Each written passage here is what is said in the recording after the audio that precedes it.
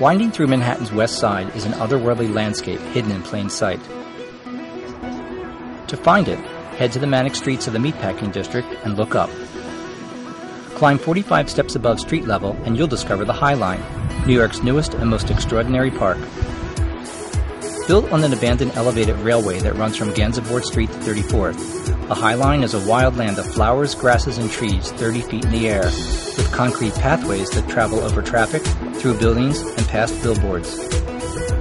On the High Line, you can see New York from a whole new perspective. Behind the swaying grass, the unmistakable silhouette of the Empire State Building.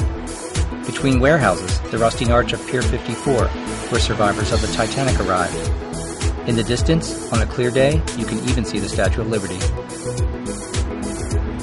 The High Line offers a bird's-eye view of the traffic on 10th Avenue through a giant picture window that overlooks the street below. On wooden benches and lounges, you can read, relax, and reflect. You can even go for a ride, from here to there.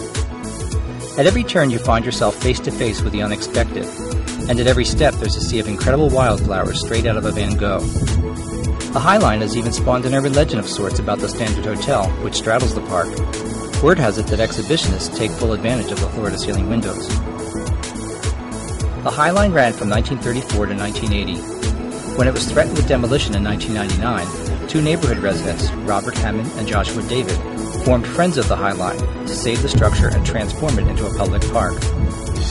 What I fell in love with from the street was these steel girders, this industrial infrastructure. But then when I went up there for the first time in 1999, there was a mile and a half of wildflowers running all through the middle of Manhattan.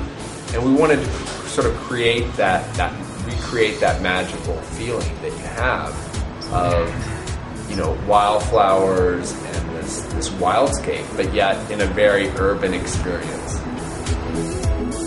In the evening, when shadows lengthen and lights come on, the High Line is transformed once again as it becomes one of the best places in New York to watch the sun set slowly over the Hudson.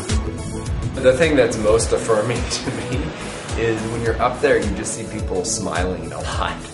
And, I've heard for other people that they said, they feel better when they're on the High Line.